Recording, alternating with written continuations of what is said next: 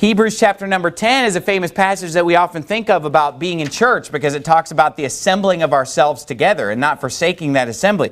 But the verse right before that verse is a very important verse. Hebrews chapter 10 verse 24 says, "And let us consider one another to provoke unto love and good works." The Bible is saying that we should be prodding each other on and motivating each other and provoking one another to love and good works. Let us consider one another to provoke unto love and to good works, not forsaking the assembling of ourselves together as the manner of some is, but exhorting one another, and so much the more as you see the day approaching. So we have three things here: considering one another, provoking one another, and exhorting one another. Do you see that three-stage process? In verse 24, first of all, we consider one another, meaning that we care about people. We love people. We want to help them grow. We want to help them serve God. Because we know that, look, in our service for Jesus Christ, there's only so much that one person can do.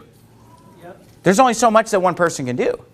And so therefore, we need to get others involved in soul winning. You know, if you look at the map back there, all the hundreds and thousands of people whose doors have been knocked with the gospel, and not, by the way, it wasn't just a door hanger. It was actually asking them, do you know for sure if you died today, you go to heaven, and give them the gospel? Look, no one man could have ever done that in any amount of time.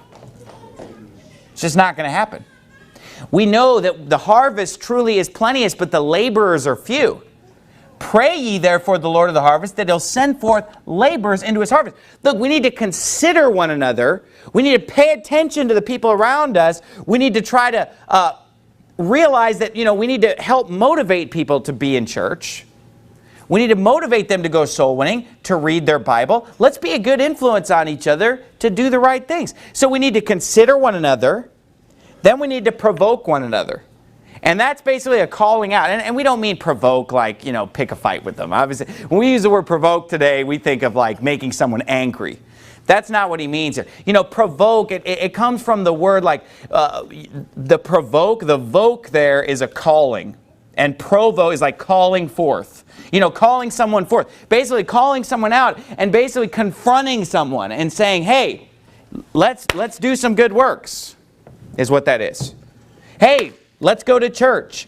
You going to come to church tonight? Hey, let's go soul winning. I mean, that's what we see with the provoking there. And then the exhorting one another is motivating each other, you know, encouraging each other, trying to get each other to do the right kind of things. Look, this is what people do out in the world in an ungodly way. They try to get you to do wrong things. They try to motivate you to sin. They try to get you to go to the bar. Hey, let's go to the bar. I remember when I worked at Round Table Pizza as a teenager, as soon as I turned 18, there was constant pressure on me to go to the gentleman's club.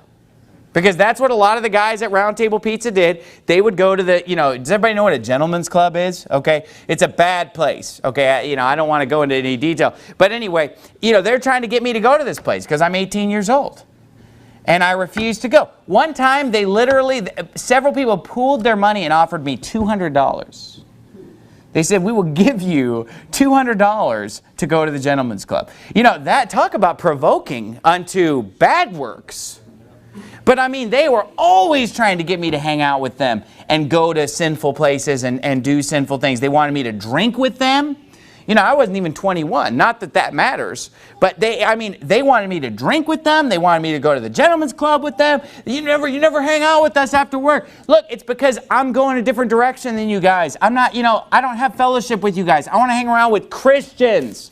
I want to hang around with God's people. I want to do things that are wholesome, not going out and drinking and going to the gentleman's club and all this kind of stuff.